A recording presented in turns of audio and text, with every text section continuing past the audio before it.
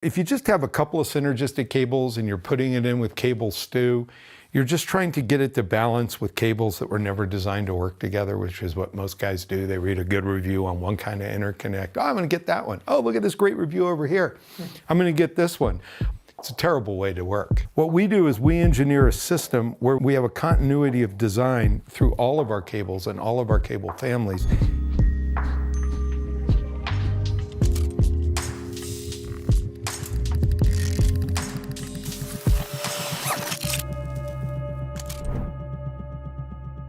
Hey guys, Michael back with TMR, and we are still working through the 6 pillars of synergy with Ted, and we've been diving into some stuff. This is one of everybody's favorite, but also most controversial in audio. Let's talk cable looms. Yeah, well, your cable loom is the central nervous system of your system. Okay. It's where all of the fields propagate outside of the boxes. It's where the maximum amount of interaction between differential fields occurs, and it's the point where megahertz, gigahertz frequencies will ride on that conductor, will ride on that transmission line.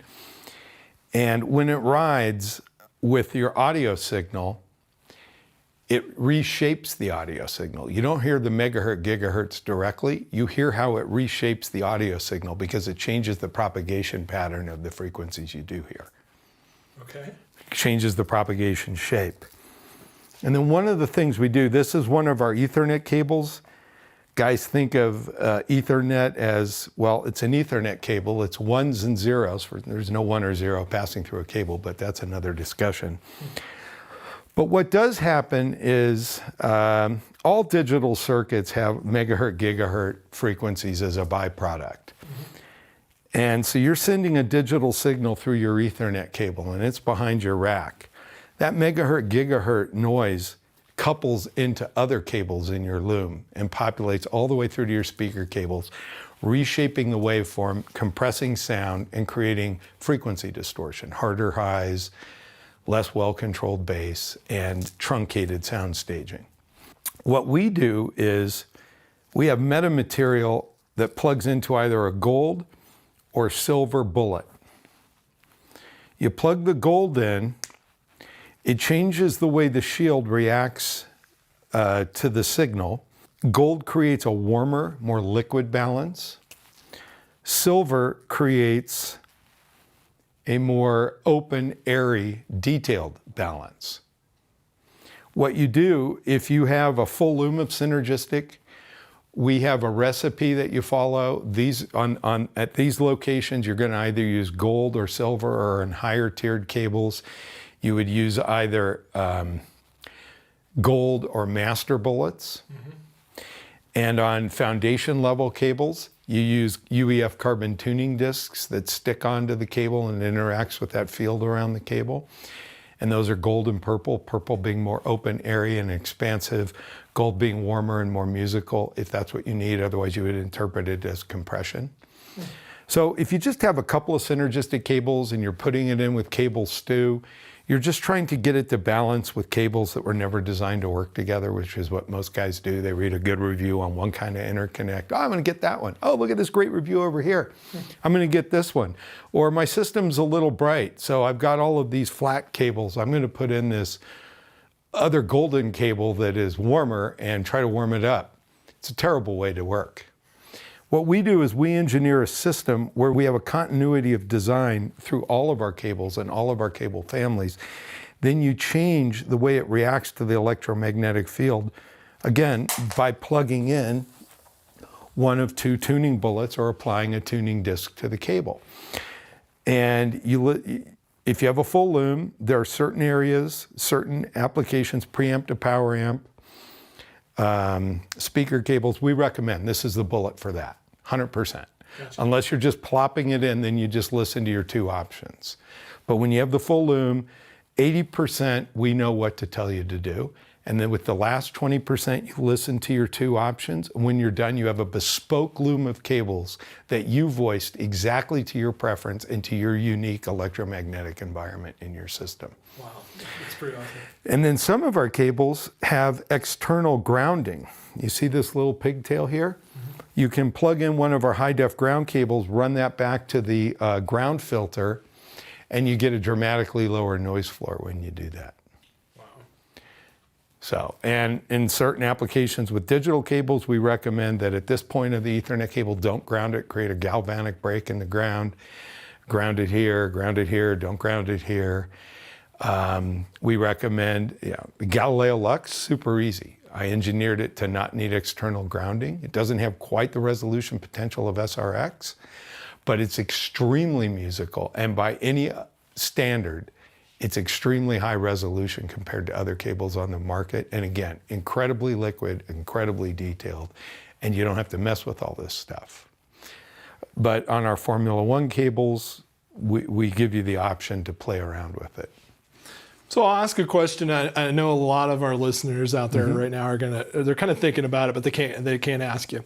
If I had, a certain budget and I was going to go for a cable, it sounds like you would recommend, instead of going high for a cable and adding as time goes on, go Foundation XL if you can get the whole loom. I have Foundation XL at my home. Yeah. It's amazing. If you don't throw in a higher tier, you're like, yeah, that's incrementally better. So what? It gets you in a ballpark that no other cable loom can get you into. Okay. It has more resolution than many of my cable competitors' flagship cables. And it's incredibly dimensional because it's built within the architecture of the 6 pillars of synergy, dealing with the electromagnetic field in a way no other cable does. And so I would recommend a loom of Foundation or Foundation SX. If you didn't want to do a whole loom, I would recommend power cords as the place to start with start with cables. We have a $198 pink power cord, which sounds better than my #1 competitor in the power cord power conditioning space's $998 cable, which I have a video out on my YouTube channel where you can literally hear what that difference is. $198 power cords versus $1,000 power cords. And the $200 power cord sounds significantly more open and transparent and dimensional than does the $1,000 power cord. Which I think, if I remember, the pink power cord already has a carbon tuning disc built in. It's right? built in, yeah. Wow. It's voiced with it, yeah. So you've got the whole thing going. I think we actually, if you want to go back in time a little bit, I think we have some of your original power cords. You want to kind of explain the evolution of where you went with that? Yeah. Yeah, that's the thing that put Synergistic Research on the map. For a decade, we were primarily thought of as a power cord company. For the first 12 years, I mean, I have a huge catalog of products now.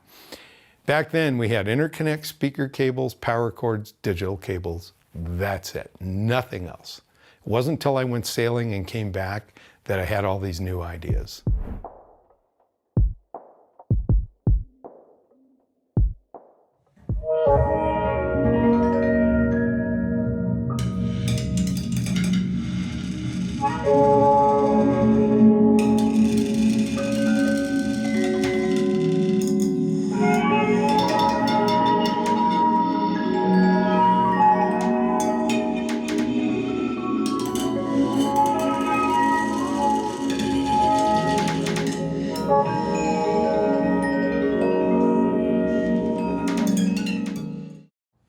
Now I'm going to remove the carbon performance elevators from underneath the speaker cables and the REL subwoofers.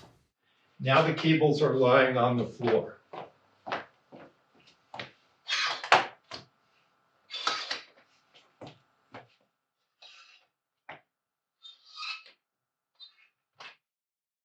Now they're not elevated, so there's an asymmetric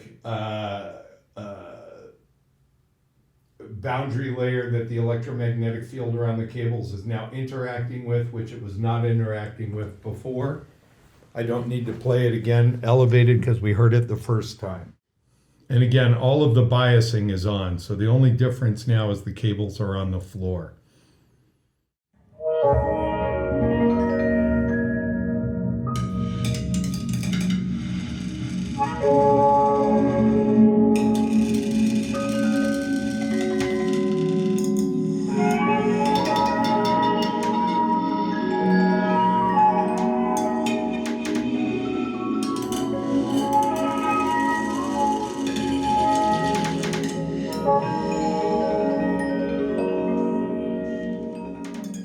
Now I'm placing the Galileo Lux speaker cables back on their UEF carbon performance elevators.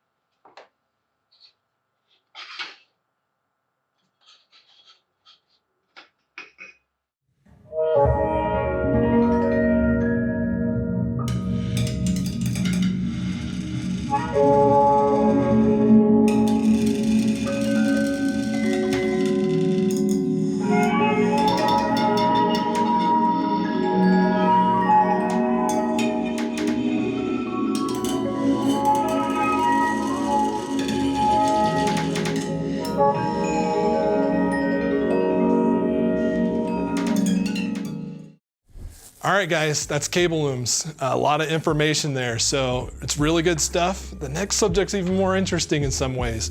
We're gonna dive into grounding. Stay tuned for the next video.